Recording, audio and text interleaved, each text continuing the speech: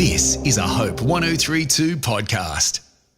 I always felt that if somebody wanted to know how to do what I was doing, I would show them. And I did have a number of people who rang me and they were really genuine and they wanted to learn how to do radio well. And I thought, well, seeing as how I've had the success that I've had, then I guess I must know what I'm talking about. So I would share it with them. But I never felt a sense of competition ever. And the guys would say to me, you're nuts. Everyone wants your job. It's like, well, if they want my job and they're better at doing it than I am, they can have it. And that didn't actually work out like that. But I was definitely not threatened in any way.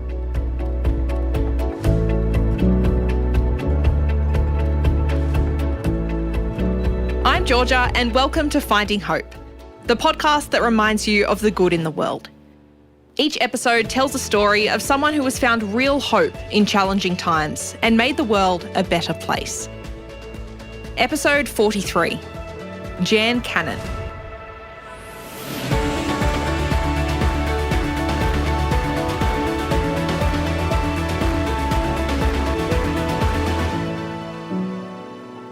Jan Cannon is a pioneer. Her life has taken many unexpected turns, and her thirst for knowledge and willingness to learn has meant that she's excelled at each one. She was the first woman to broadcast on commercial FM radio in Australia, a pioneer for women in media everywhere. She was a teacher, a principal in a remote school in Western Australia, and a university lecturer. She now cares full-time for her 4 grandchildren in New Zealand.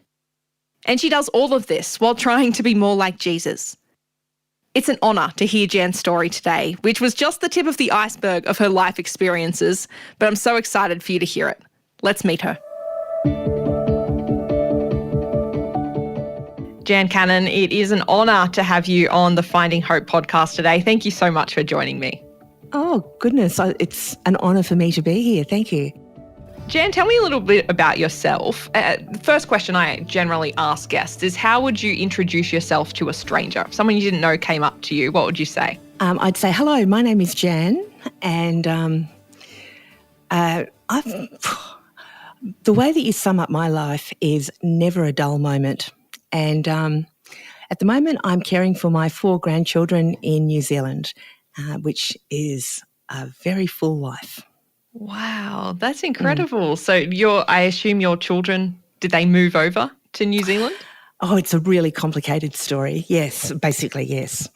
It's amazing. Well, very glad that you're on a little bit of a trip back here in Australia and you get to speak to me. Very, very excited. Probably the thing you're most well known for is you were the first woman on commercial FM radio in Australia. Such a pioneer for so many people like me. Did you always want to work in radio or media, or was it something you fell into? Well, I'd always wanted to be a star. I really loved Shirley Temple when I was growing up, and I thought possibly I could step into her shoes, but that didn't become the way. I have to tell you that the word hope really has an enormous influence in my life, and the reason I say that is because when I was about 5 or 6 years old, my father, who was an organic chemist, took us to a little place on the south coast of Western Australia near a town called Hopetown. Now, I know there's a Hopetown in Victoria as well, but there's a Hopetown on the southwest coast of Western Australia as well.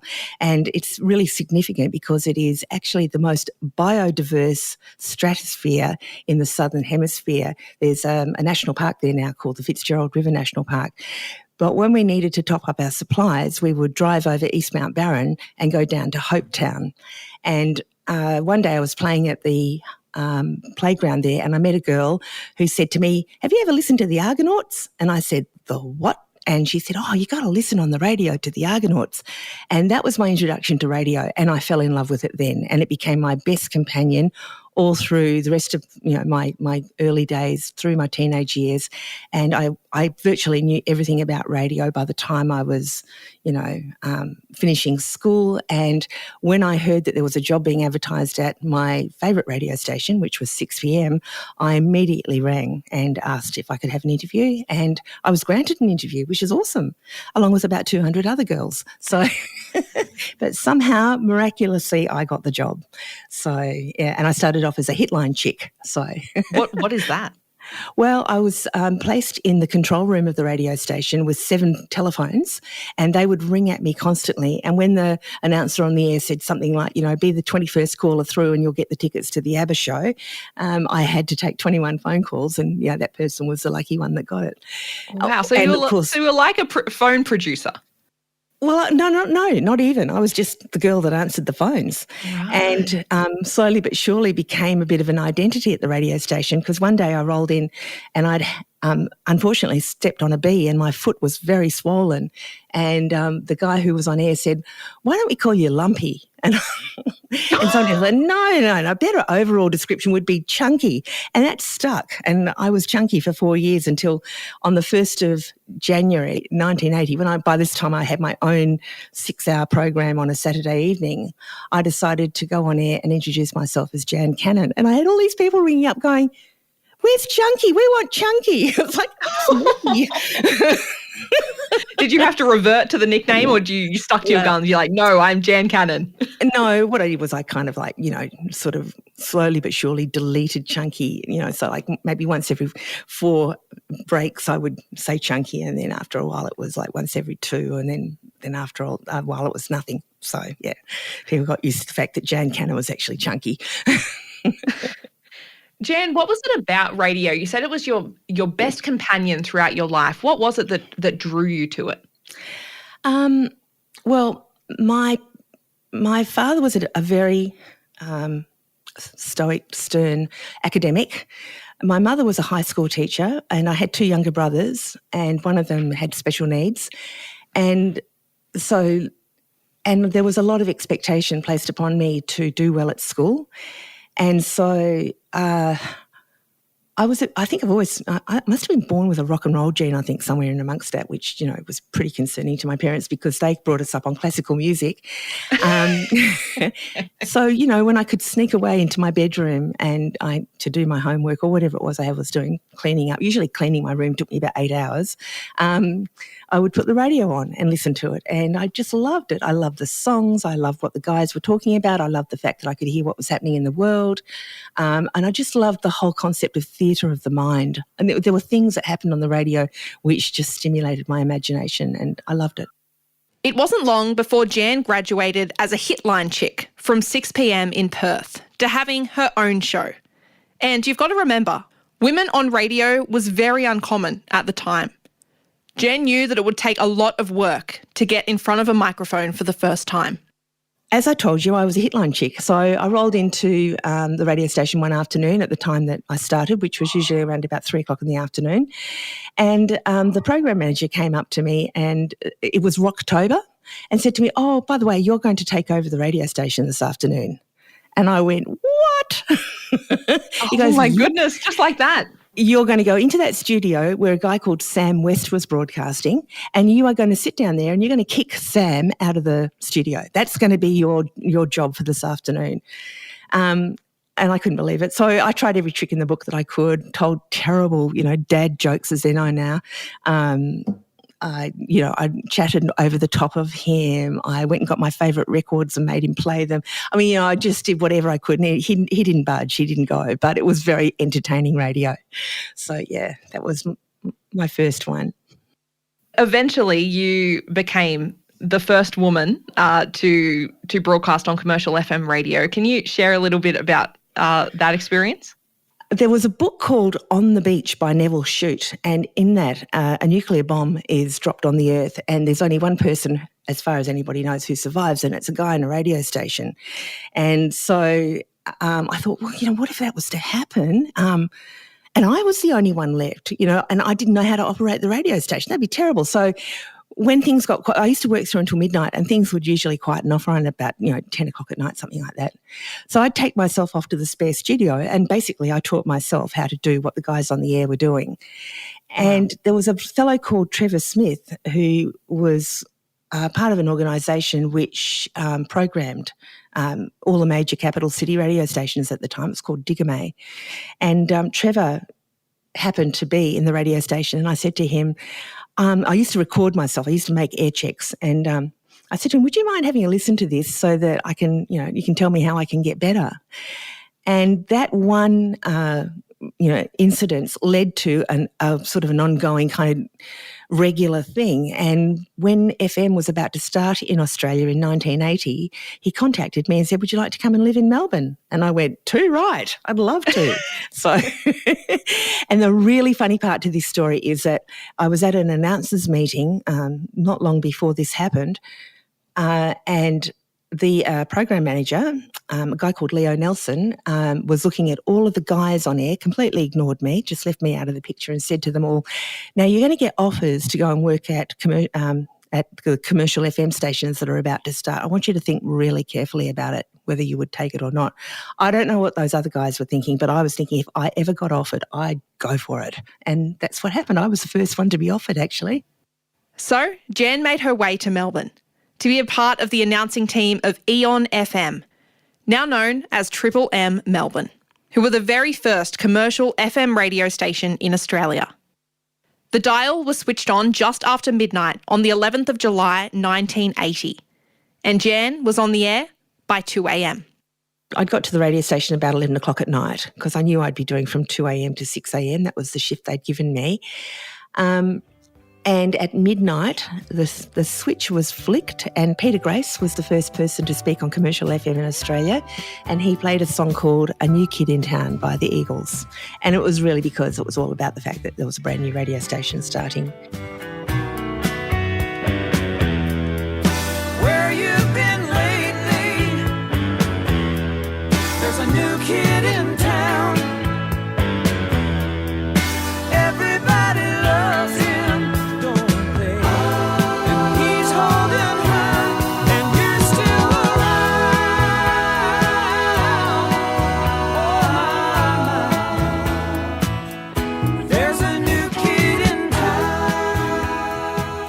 And then I hung around and watched what he was doing because I kind of wanted to do what he was doing.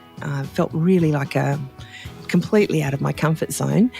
And then at 2 a.m, he left the studio. Incidentally, the studio was like an office. It was like an office, like what you would find with melamine walls and that kind of thing. And we'd hung hessian over the walls to absorb some of the sound. And everything. And I was sitting at a really makeshift radio desk with two turntables that kind of wriggled. Every time someone walked on the floor, the needle would jump on the record and all that sort of stuff. Anyway, fortunately, there's not too many people around at 2 o'clock in the morning. And I sat down and I started off my time on commercial FM with a commercial-free hour thanks to Copper Kettle Coffee. And I was so nervous. And just as well, I like doing tongue twisters. Otherwise, I could have, really messed that up. But I practiced and practiced, so I didn't mess it up. Oh, wow. That's amazing. Do you remember the first song that you played? No, I don't. I wish I did, but I don't. Jan was in the history books. She'd broken new ground and was now forever part of radio history in Australia. But it wasn't easy being a woman in radio in those days. Far from it. And Jan had to work for every opportunity. A very brave program manager by the name of John Burnley decided he wanted to do something a little bit different on a Saturday night when I was at 6 p.m.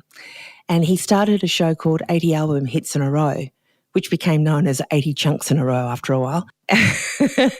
And all I was allowed to say was the name of the station, the time, and the name of the show. But I mean, for 4 hours, it's so boring. So of course, I would throw things in every here and there. And of course, I'd already been practicing for several months by this stage, so I kind of knew what I was doing. And it really took off. People loved it. And 3 weeks later, the general manager heard me on the air, and because they had a policy of no females on the air. I didn't even know that. I don't think John knew that either. And so this fellow turned to John and said, "Get her off." And John said, "I can't. It's working. People love it." So that's how I got to actually stick on the air. And yeah, I guess the fact that it worked, and it went from being a 4-hour commercial-free program to then being a 6-hour program from 6 p.m. until midnight on a Saturday night. With 18 minutes of commercials. I don't know if you can imagine what that's like, but, that's a third of the hour basically taken up with commercials. Yeah. I felt like an octopus, I was just flying here and there, throwing things into the machines and, queuing up records. Because back in those days, of course, nothing was digital. It was all manual. And I could do it. And I did it. And I did it very well. And I had this philosophy in my mind that, if I was going to make it, I not only had to be as good as the guys, I had to be better than them. And so I was constantly listening to sources of good radio, hearing lines that worked, and I would use them. And eventually I developed my own particular style, I guess you could say. But it's like any good artist, it's a bit of this, a bit of that, a bit of the next thing, from the various people that I heard that I admired and thought did a really wonderful job of communicating on the radio. And I guess because I developed my own style and I rated number 1 in Perth, I rated number 1 in Melbourne, what more, the evidence, the data speaks for itself, so to speak. So, and then people started to realise, because one of the lines I used to get told all the time before I started on the radio was, look, women don't like listening to women on the radio, so don't know why you're wasting your time. It's just so not true. I mean, I think what we all prefer is somebody who is sincere, authentic, and has a good message. And it doesn't matter if it's a male voice or a female voice, in my opinion. Did you feel a sense of kind of pressure and responsibility knowing that, you're one of very few women on the radio at the time? Did you kind of feel that like people were looking to you as, I guess, some kind of, trailblazer and a leader, or did you just kind of take it all in your stride? What were your thoughts? Yeah, no, look, I've never really thought like that ever. I always felt that if somebody wanted to know how to do what I was doing, I would show them. And I did have a number of people who rang me, and they were really genuine and they wanted to learn how to do radio well. And I thought, well, seeing as how I've had the success that I've had, then I guess I must know what I'm talking about. So I would share it with them. But I never felt a sense of competition ever. And the guys would say to me, "You're nuts. Everyone wants your job." It's like, well, if they want my job and they're better at doing it than I am, they can have it. And that didn't actually work out like that. But I was definitely not threatened in any way. Any interviews or conversations that you've had over the years that have, that have been really influential and stayed with you? Loads. I remember speaking with Douglas Adams, who wrote The Hitchhiker's Guide to the Galaxy. Oh, man, that was so much fun talking to him. That was incredible. And I got to talk to people like UB40, and there was a guy called Benny Mardonis who had one hit, and I spoke with him and he gave me his grandma's recipe for tomato sauce, which was really wonderful. And I use it and it works. It's a magnificent recipe.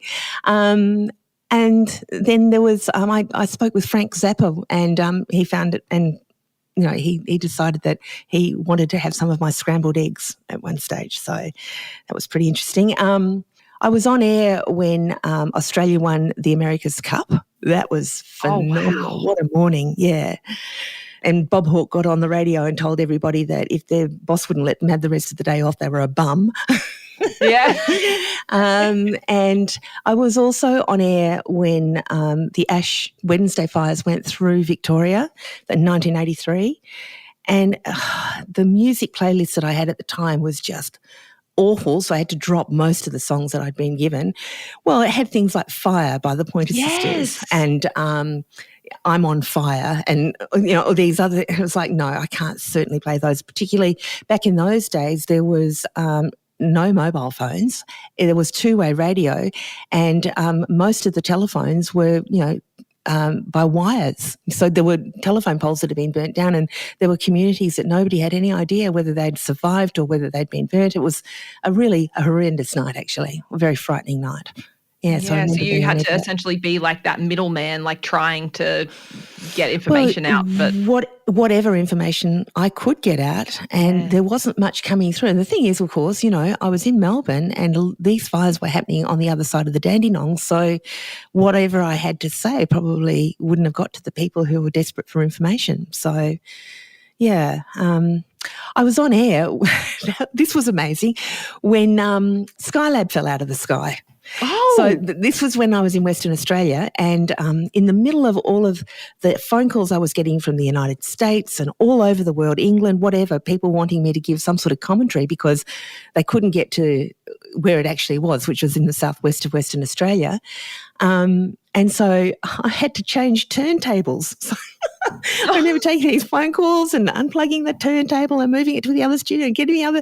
And because it was a pretty big deal, you know. And then after that, the guy that had actually found it was flown to the United States and treated like a superhero and given so much stuff just because he was the first person to find it. So that was a lot of fun too, following all that story. After about 5 years in Melbourne, Jan moved back to Perth to continue her radio career. By that stage, she had a son and wanted him to grow up with extended family around him, something Jan never had when she was a child.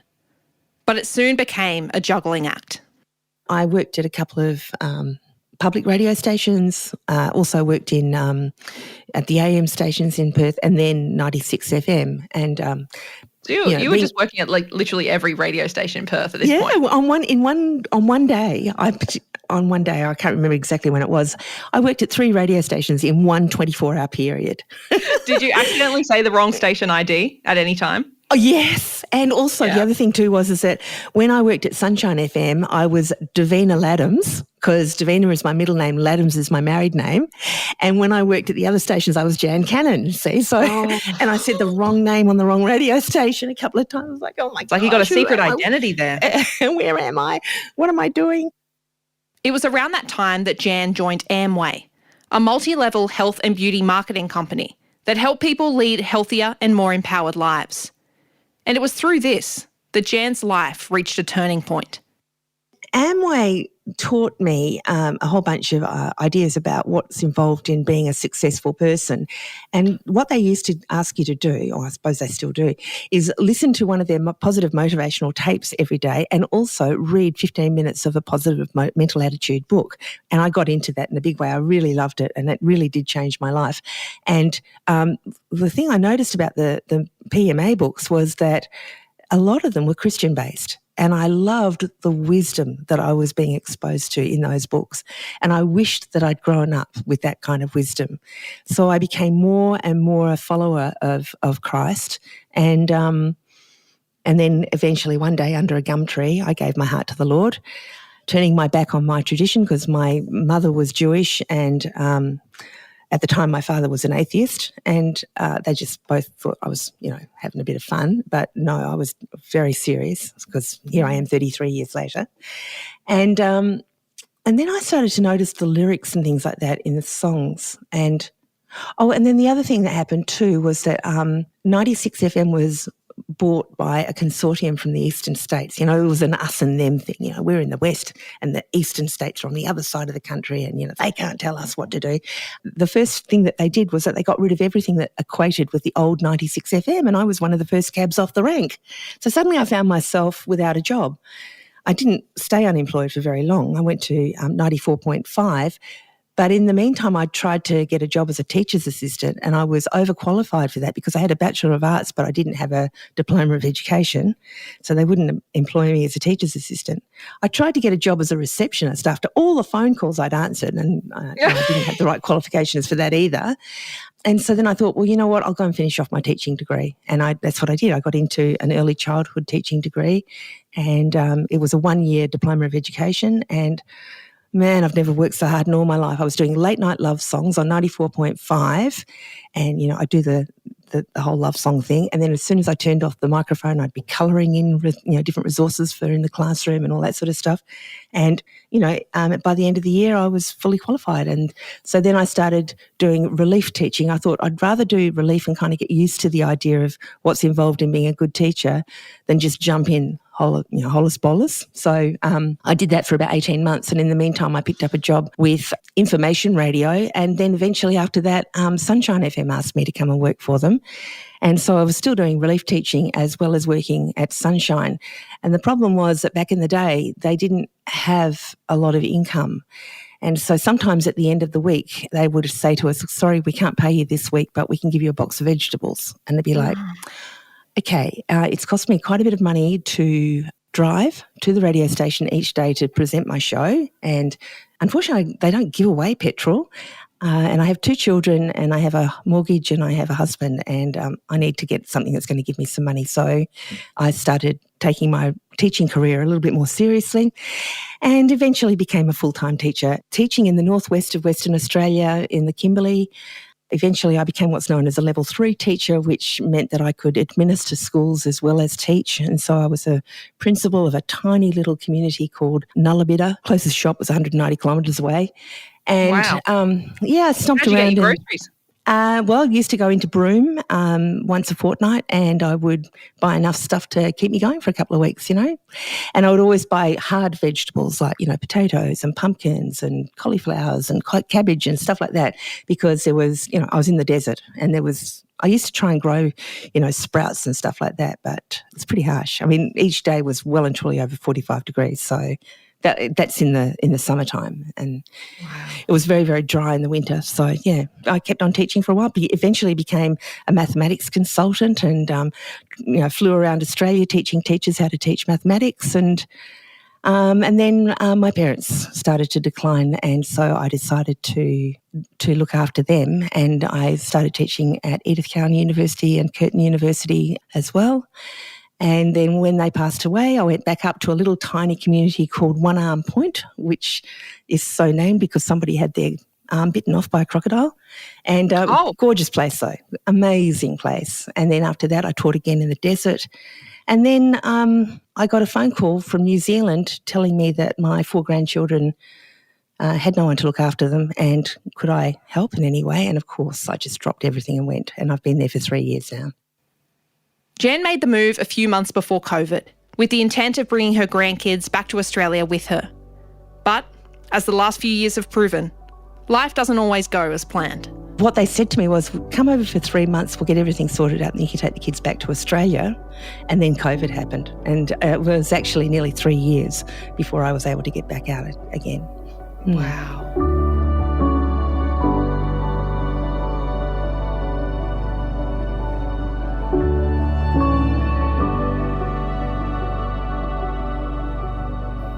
How's the experience been of looking after your grandkids? I imagine it must be difficult but rewarding. Oh, yeah, it would have to be the most rewarding thing I've ever done. And the thing is that I really believe it's God's calling on my life. And of course, the way I've always sort of decided that I will always be a lifelong learner. So I've thrown myself into this and learnt as much as I possibly can about how children show that they're traumatised and how to help them to overcome it and live positive, productive and good lives. Because, when they've been traumatised, they get pretty badly messed up, and they do behaviours which, ultimately, if someone doesn't actually show them a better way, leads them to, being incarcerated, and a terrible cycle is started. So I believe that my 4 are going to be okay. Actually, my claim to fame in New Zealand, I've already got one. Last year I was named Carer of the Year, and I got a beautiful presentation from the Governor-General of New Zealand. So I can't help myself, that is so wonderful. Yeah. And I'm sure so well deserved. Oh, so thank well you. deserved. Yeah. I can imagine you've had to lean on God, especially the last couple of years, but throughout your 33 years as a Christian, possibly even before that. How have you lent on God in your life? All right, so here's the thing, right? Before I became a Christian and before I even was walking with God, people would say, you've got an incredible voice. And I would say, look, honestly, it's got nothing to do with me. It's God-given. So I acknowledge God even when I didn't really have a relationship with him.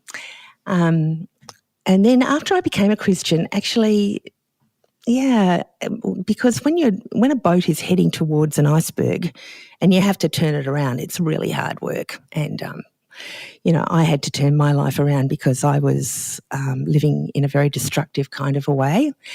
And so I really lent into his word. I learnt a lot of memory verses. I went to church. I went to Bible studies. I learnt as much as I possibly could. And then what I eventually found out was that I had a lot of head knowledge, but not so much heart knowledge. And I think what's happened now is that over the last few years, God has shown me who he is in the person of Jesus Christ. I mean, the thing is like that, I was a Christ follower, but in terms of really knowing Jesus, in terms of like being able to think like he thinks, to be able to make good decisions as he would, and that sort of stuff, to have the mind of Christ is what my quest has been. And it's happened in lots of funny ways. So before I took over the role with my grandchildren, I had signed up for a road trip across the United States on Route 66. It was a real blast. And one of the things that I got to do was go to Memphis and sit in the church of the Reverend Al Green. And on that particular day, he was preaching about one day at a time, sweet Jesus. That's all I'm asking from you. And that really spoke to me. It was like, yep, because songs always speak to me. So it was like, yep, that's how I'm going to live my life now, one day at a time. I'm not going to worry about the future. I'm not going to dwell or stew about the past. I'm just going to take each day as it is. And all I can do is do my best. So even if my best is by other people's standards not all that great, doesn't matter, it was my best. And then the next song that I came across was when I first got to New Zealand, I went to church, and that song, Hillsong, There Is Another in the Fire.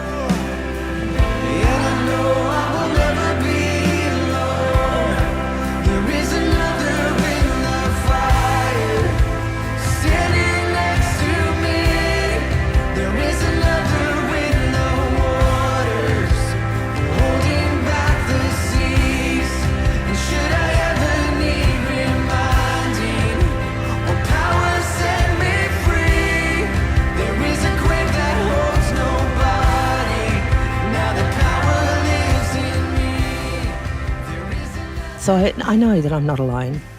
And the verse that keeps me going is that all things are working together for the good of those who believe in him and have been called according to his purpose, Romans 8:28. Yeah, because sometimes I think to myself, what the bleep is happening?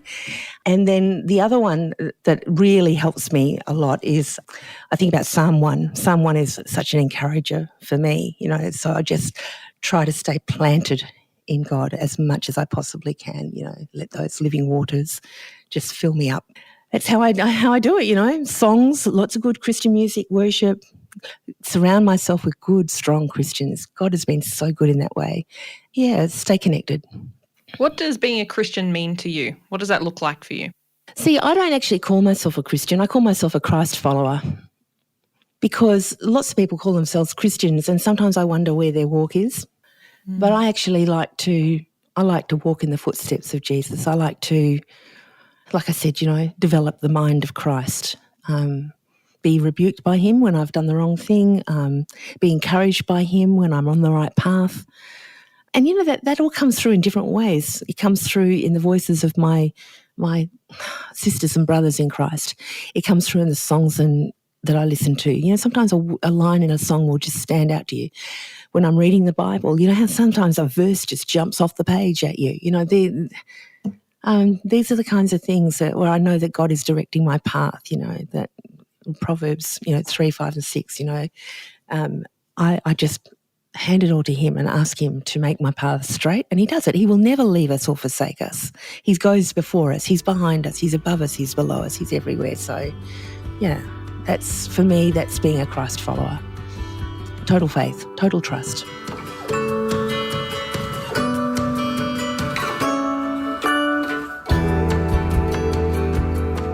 Thank you to Jan Cannon, pioneer of Australian radio and all-round wonderful human, for sharing her story. I personally have appreciated Jan's wisdom from her many life experiences, and I'm sure that all who have just listened to this episode will feel the same. I'm Georgia, and thank you for listening to another episode of Finding Hope. I'd love to hear your feedback. You can rate, review, and subscribe to this podcast, and also share it with your friends. Stories are always better when they're shared, and you never know what you can learn from someone else's story. If you or someone you know has a story of hope to share and you'd like to be interviewed for the podcast, I'd love to hear from you. You can leave a comment on the Finding Hope page at hopepodcasts.com.au. For now, I'll leave you with this verse. one of Jan's favourites. Blessed is the one who does not walk in step with the wicked, or stand in the way that sinners take, or sit in the company of mockers, but whose delight is in the law of the Lord, and who meditates on his law day and night. That person is like a tree planted by streams of water, which yields its fruit in season, and whose leaf does not wither. Whatever they do prospers. Psalm 1, verses 1 to 3. Catch you next time.